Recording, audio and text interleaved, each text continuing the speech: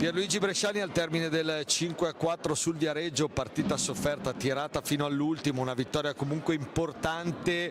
Te l'aspettavi così e comunque quanto alla fine sei soddisfatto di averla portata a casa anche in questo modo?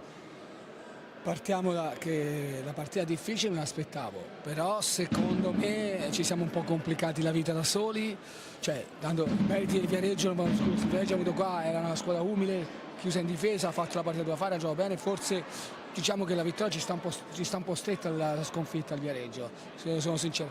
Per me forse la prestazione peggiore, diciamo, di quest'anno, però vincere è fondamentale, vincere così sembra un conto, ma mi dà gioia, perché è importante anche vincere così. Tante volte dico giocare bene o male, ma vincere è importante, e stasera abbiamo dovuto caricare un po' fisicamente, abbiamo dovuto fare un richiamo, abbiamo fatto tante cose e stasera non eravamo brillanti, si vedeva, ma più che altro secondo me di testa, anche più di gambe. E alla fine abbiamo portato a casa 3 punti, non siamo riusciti, siamo stati bravi, siamo stati bravi sulla posizione di prima, siamo stati bravi sul gol di Ale, siamo stati sempre a rimanere lì perché comunque avevamo difficoltà. E niente, sono soddisfatto per i 3 punti, basta. Senti, difensivamente si è vista una squadra che ha concesso più di quello che concede abitualmente, ne avevamo parlato anche in settimana, però stasera ecco, forse la parte difensiva è stata quella che magari ti ha soddisfatto meno.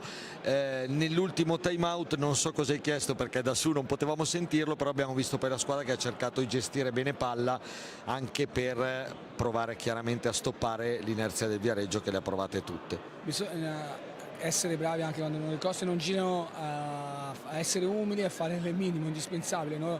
Non voler forzare, cercare il gol per forza. Stavamo vincendo, ci stava bene così, mancava poco alla fine, ho chiesto questo, di tenere palla, di portarla fino in fondo, e proprio se capita l'occasione chiara di andare in porta, se no tenere palla, anche perché abbiamo dei ragazzi di qualità. Però si vedeva, ci mancava un po' di brillantezza in certi momenti, però come hai detto te la dinamica è perfetta. Stasera è mancata la difesa, stasera forse la partita abbiamo subito più tiri in porta, e nonostante il possesso di palla è stato maggiore di tutte le altre partite.